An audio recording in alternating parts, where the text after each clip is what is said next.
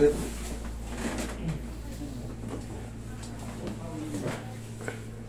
Nangyari kasi dati, ito.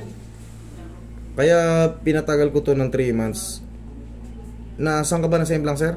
Sa motor, sir? Ayan o. Biyak. Sabi ko, pusa na yung didikit. Yung mga hollow na yan. Ito yung luma, di ba? Bago. Yan po, bago po yan. Bago ba to? Opo. Po yung bago. Saka yung ano. Ito po yung luma. Then ito po yung bago. Ayan po. Okay, ayan o. Ito na ngayon siya. Pina-x-ray niya lang.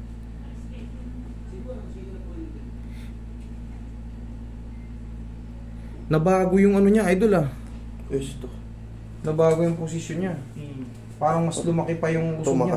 Tumaas. Tumaas nga. Parang natuwa. Kaya nga, ang ano ko ngayon, ayan. Tumaas. Pigi siya. Sumasakit ba siya, idol? Mas masakit dito eh. Kaysa dito. Ito, wala namang halos nararamdaman.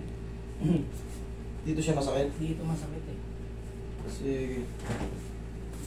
Sige, Kasi ka ako dyan. na yan. Nagpalo na eh.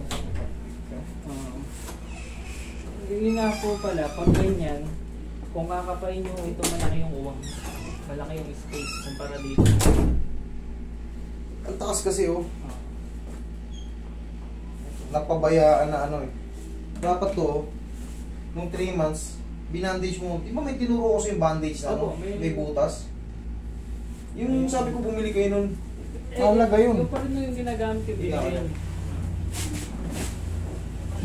Sabi ko ibili. Pag bibili kayo ng bandage, yung may butas. Ay yung may ano? Yung... May lagit. Yung makeup pang Oo. makeup. Kasi sa akin pansamantala yung bandage kasi nauurong yun eh. Pag kilos mo, iba na posisyon nun. May Yung kasi may mga strap, May adjust. oo, pwede mong sigipan. Eh yung kasi pag dalumog lang konti yun, natabig mo, umipit na rito sa likod. Pag mabago yung posisyon, pansamantala, kaya pinabibili ko kayo yung may butas. Kasi yun, Yan. Big strap na.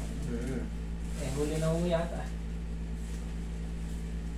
ang ganito na natin sa akin.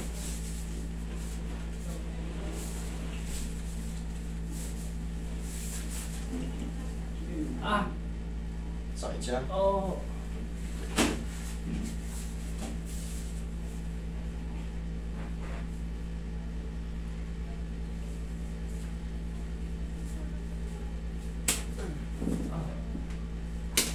Yun. Shoot. Shoot na yan.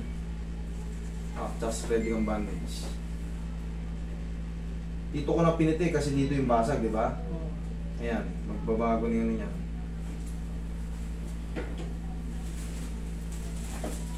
Three months na to, pag-build na yun. Yung nakita mong sanga na yun, ganun talaga yun, pero nakakapit na yun. Kasi kung basag pa yan, katulad dati, pag hinawakan mo to, parang ano, pinalo ng malaking tubo. Masakit sa buto. Pero yan, wala oh.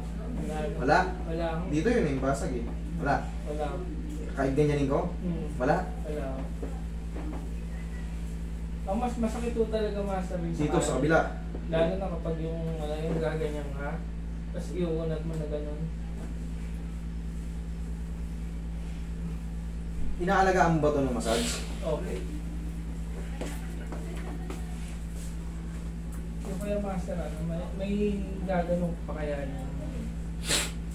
Ang mahirap kasi nito, itong yung nagbago yung posisyon, umangat eh. Yun kasi yung problema pag hindi na papaano eh. Papa-opera, hindi nakakabalik yun. Naghilom siya kaso, parang mas umangat eh. Kalalakad, no? Pinipilit mo siguro, siyempre, gusto mong makalipag-lipag kahit ng posisyon.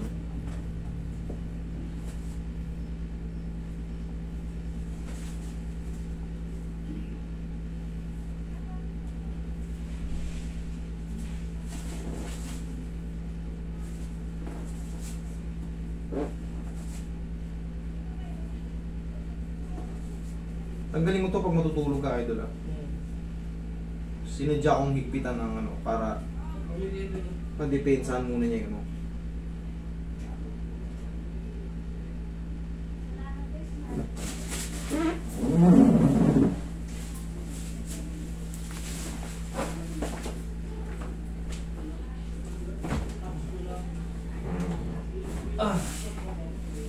Sige, ganun mo. Stretch mo ngayon. Sakit, la.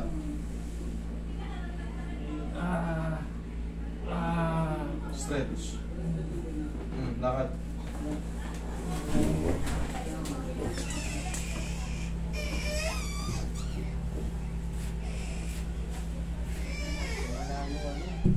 May bata kang nililutin.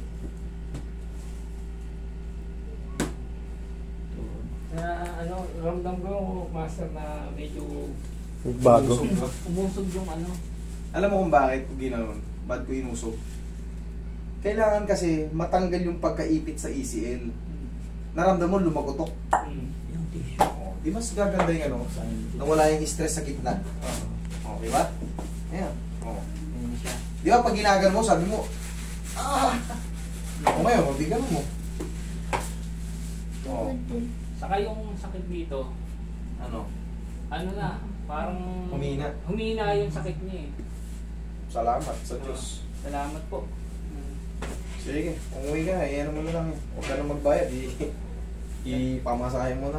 Opo. Ingat ka, Idol. Salamat din sa pagtitiwala. Kung sakali Oo, medyo kanina, bawal kasi mag-video dun kay sa city. Dami naming mga executive na binalatan dun. Okay naman.